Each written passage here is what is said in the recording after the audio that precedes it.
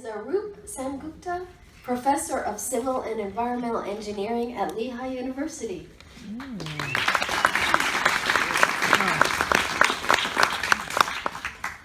Good evening, and wonderful being here. And long time ago, when I was in 8th grade, I had to read this particular poem.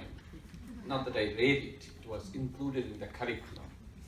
And this was in a faraway place, and the poem was in Bengali, the original one. I'll do a few lines in Bengali, written by Rabindranath Tagore, and then I'll come to the English one. Chitta jetha bhoy shunno, uchcho jetha shir, gyan jetha mukto, jetha griher prachir, apono prangono tole, divasho sorbori, oshudhare rakhe nai, khondo khudro kori. Rabindranath Tagore wrote this poem in 1908. In 1912, at the request of an Englishman who himself was an author, artist, sculptor, intense reader, he translated this poem along with other 102 in English. And then he read some of them in July of 1912 in London in front of people like William Butler Yeats and then Ezra Pound, who is from Philadelphia, and other people were there.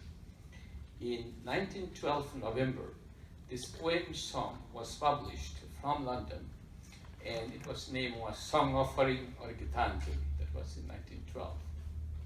In 1913, he won the Nobel Prize in Literature, and this particular one probably is the most celebrated one. And let me first recite that or read that, and then I'll tell you why I picked it up. It's very easy to read or understand or comprehend, but the words are kind of universal.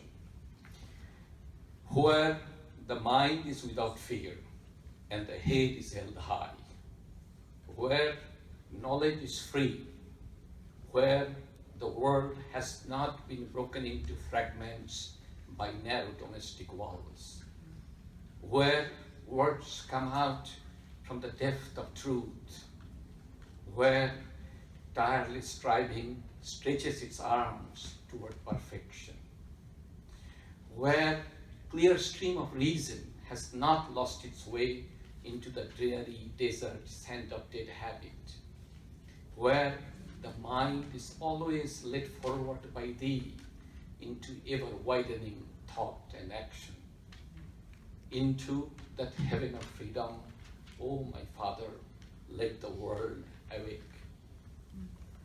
It's a short poem, but it has been recited or read many times all over the world. The reason I chose primarily to relate to kind of serve as a bridge between the people here and other places with Rabindranath Tagore. One piece of information, Tagore passed away, and then India became independent. And India is a secular but predominantly Hindu country. And India picked up one of his poem songs as its national anthem. Several years later, Bangladesh became independent. It's a predominantly Muslim country. It's 90% Muslim population or so. They picked up one of Tagore's poem song, another one, as its national anthem. A third one, written by one of his students in the academic institution he founded, later on became the national anthem of Sri Lanka, which is predominantly a Buddhist country.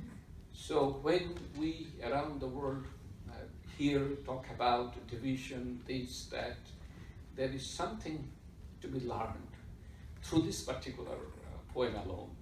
And then I was not born here, but I've been living in this country for a long time. And I consider something as core American values. And the greatness of America stems from those values, to me. They are not big things, they're small things. And these are basically, this poem is the embodiment of those values, And those values do resonate all over the world. I have tried to make this poem included in some way in the curriculum of different schools here. I'll do that more intensely. And if I have my own way, someday I'll probably pursue it, all the people, to make it the anthem of the United Nations, you know. That's what it bridges all over the place. Thank you. Wow.